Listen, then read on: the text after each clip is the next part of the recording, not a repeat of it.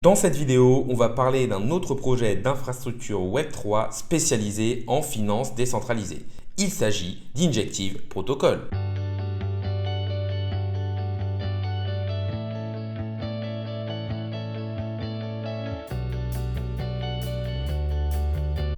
Salut à tous, c'est Inspecteur Crypto, bienvenue dans la vidéo du jour qui va parler d'Injective Protocol. Cette vidéo va entrer dans le cadre des différentes vidéos sur les projets. J'ai décidé de repartir sur pas mal de présentations de projets. Je me suis dit que ça pouvait aider la communauté, aider les nouvelles personnes qui allaient possiblement arriver en bull run et se dire mais qu'est-ce que c'est ce projet? Et je trouve que c'est quelque chose de plutôt intéressant pour avoir un bon écosystème, un écosystème sain et savoir dans quoi on investit.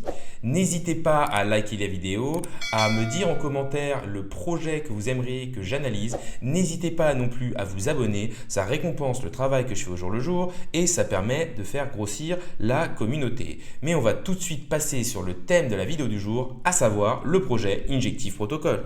Nous allons parler d'Injective Protocol, qui est une blockchain Layer 1 d'infrastructure en Proof of Stake. Ils sont spécialisés dans la finance décentralisée et visent donc une finalité très courte et à faible coût.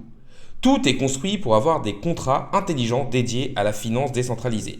Ils visent donc des échanges ultra rapides et quasiment gratuits. C'est une place de marché décentralisée interchain avec un order book décentralisé ouvert 24 heures sur 24 et 7 jours sur 7. Ils sont construits sur le Tendermint qui est le cœur de Cosmos et qui le rend donc interopérable. Ils sont aussi EVM compatibles, ce qui peut attirer beaucoup de développeurs. Et c'est une plateforme de contrats intelligents interopérables, c'est-à-dire qu'ils peuvent aller chercher les différents contrats intelligents pour les faire fonctionner. C'est en quelque sorte une place boursière décentralisée sur laquelle on peut échanger différents actifs transférés via l'Interchain Bridge. Les clients vont donc transférer leurs actifs issus d'une autre blockchain sur Injective afin de pouvoir faire de la finance décentralisée. Leur échangeur principal est Telix, qui est une multiplateforme interopérable. Leur objectif, c'est de partager la liquidité des différents blockchains pour éviter sa fragmentation. En effet, dans l'écosystème blockchain actuel, les blockchains ne sont pas reliées les unes aux autres ou alors c'est assez compliqué de faire circuler la liquidité via des bridges. Et donc l'objectif d'un hub central de finance décentralisée comme Helix ou comme Injective Protocol, c'est de rassembler cette liquidité pour éviter la fragmentation, ce qui va donner plus de facilité aux utilisateurs et éviter surtout la fragmentation de la liquidité entre les différents blockchains. On est donc sur des échangeurs décentralisés interchain qui permettent de faire du trading de manière décentralisée et en permanence. Le gros plus de ces DEX, c'est qu'ils ont une interface très ergonomique avec par exemple des ordres programmés et des stop-loss. Ils sont donc très proches des échangeurs centralisés actuels. L'autre gros point fort, c'est que les utilisateurs vont rester propriétaires de leurs actifs. En effet, sur les échangeurs centralisés, on va déléguer nos crypto-monnaies une fois qu'on les met dessus et on les récupère qu'une fois qu'elles sont vendues et qu'on a récupéré l'argent. L'autre gros point fort, c'est qu'on n'a pas besoin de faire de KYC et donc on n'a pas besoin de toutes ces démarches administratives pour pouvoir acheter et vendre des crypto-actifs. Pour résumer en une phrase ce qu'est Injective Protocol, c'est tout simplement une blockchain qui vise à créer un système financier libre et inclusif grâce à la décentralisation. Nous allons maintenant évoquer la tokenomics du jeton Injective. La tokenomics, c'est l'économie d'un projet ou d'un token.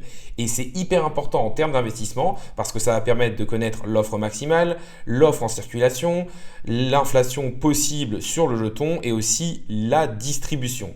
En effet, si une énorme part de la distribution initiale est attribué à des gros investisseurs institutionnels qui l'ont eu à des prix beaucoup plus bas que nous, investir dans le jeton avec des personnes qui vont avoir énormément de déblocage de jetons avec un prix et des multiplicateurs énormes, forcément ça fait que le petit investisseur particulier risque d'être la porte de sortie de ces gros investisseurs.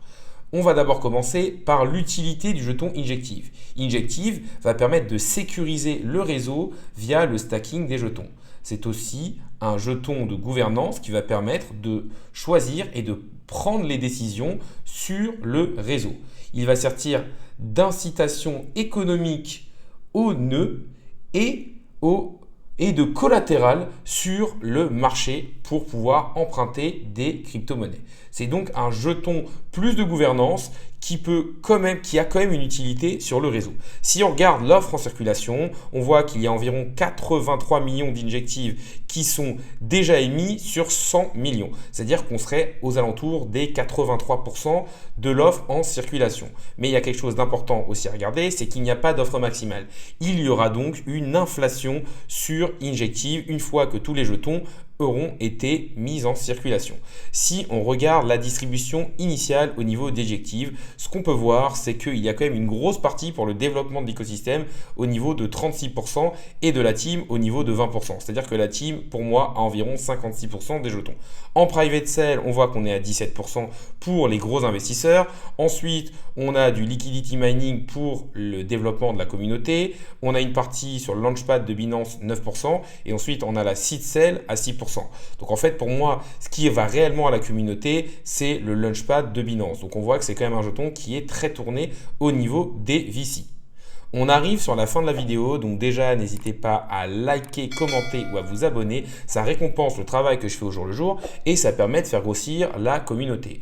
Pour résumer, on a parlé du projet Injective Protocol qui est un projet technologiquement intéressant au niveau de la finance décentralisée avec une tokenomics plutôt pas mal puisqu'une grosse partie des jetons sont déjà émis mais qui est quand même très tourné vers les investisseurs institutionnels. La vidéo du jour est maintenant finie. Salut à tous et à la prochaine.